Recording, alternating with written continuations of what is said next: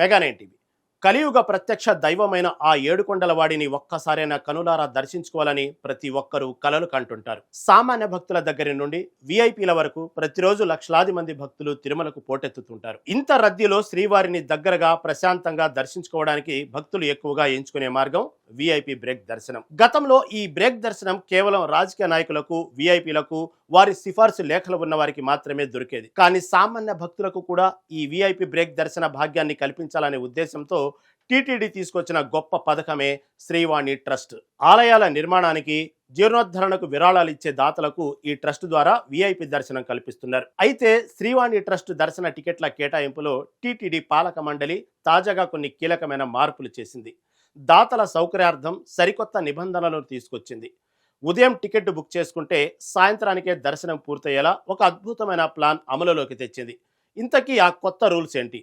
ఆ టికెట్లు ఎలా బుక్ చేసుకోవాలి? కొత్త విధానం ఎప్పటి నుండి అమలులోకి వస్తుంది? ఇప్పుడు చూద్దాం.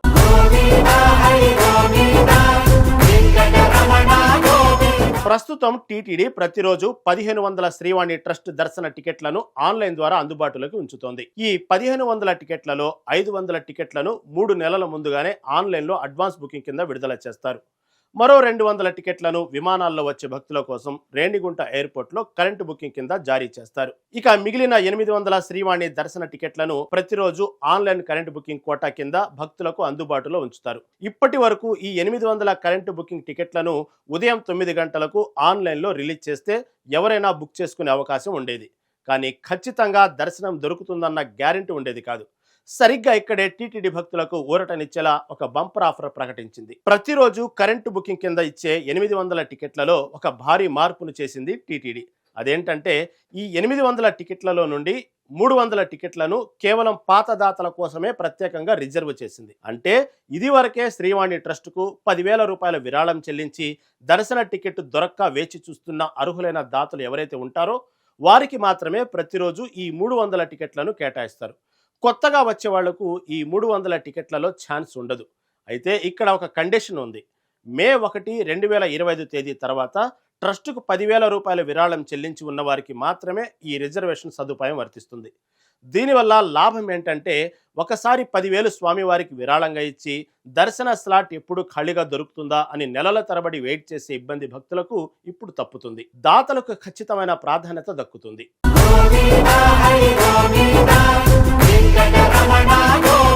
ఈ 300 టికెట్లకు సంబంధించిన టైమింగ్స్ కూడా చాలా అద్భుతంగా ప్లాన్ చేశారు. ఈ రిజర్వ్ చేసిన 300 టికెట్లను ప్రతిరోజు ఉదయం 9 గంటలకు ఆన్లైన్లో రిలీజ్ చేస్తారు. విరాళం ఇచ్చిన దాతలు ఉదయం 9 గంటల నుండి మధ్యాహ్నం 1 గంటలోపు ఎప్పుడైనా వెబ్సైట్లోకి లాగిన్ అయ్యి ఈ టికెట్లను బుక్ చేసుకోవచ్చు.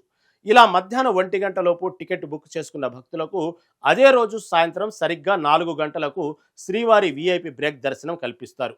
అంటే ఉదయం బుక్ చేసుకుంటే సాయంత్రానికి ఏడుకొండలవాడి దర్శనం అయిపోతుందన్నమాట. సామాన్య భక్తులకు ఇంతకంటే అదృష్టం ఏముంటుంది?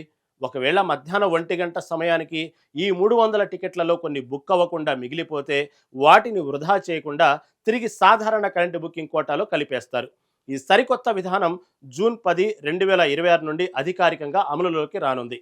ఈ విధానాన్ని మార్చి 31, 2027 వరకు నిరంతరాయంగా కొనసాగించనున్నారు.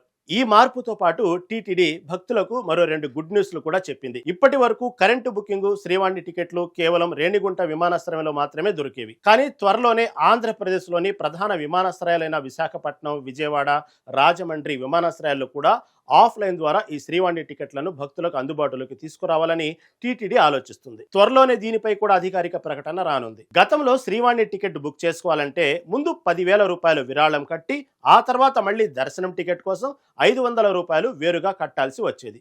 ఈ గ్యాప్లో సర్వర్ బిజీ అయ్యి టికెట్ కోట అయిపోయేది. ఈ కష్టాలకు చెక్ పెడుతూ టీటీడీ ఇటీవల సింగిల్ పేమెంట్ ట్రాన్సాక్షన్ తీసుకొచ్చింది. ఇప్పుడు విరాళం, టికెట్ రెండూ కలిపి ఒకేసారి యూపీఐ లేదా కార్డు ద్వారా 10,500 చెల్లించి ఈజీగా టికెట్ కన్ఫర్మ్ చేసుకోవచ్చు.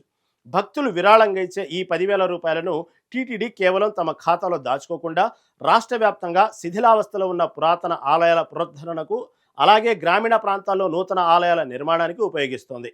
అంటే ఒకవైపు మనం శ్రీవారిని విఐపి దర్శనం ద్వారా త్వరగా దర్శించుకోవచ్చు, మరోవైపు హిందూ ధర్మ ప్రచారానికి పరోక్షంగా సాయం చేసిన పుణ్యం కూడా దక్కుతుంది.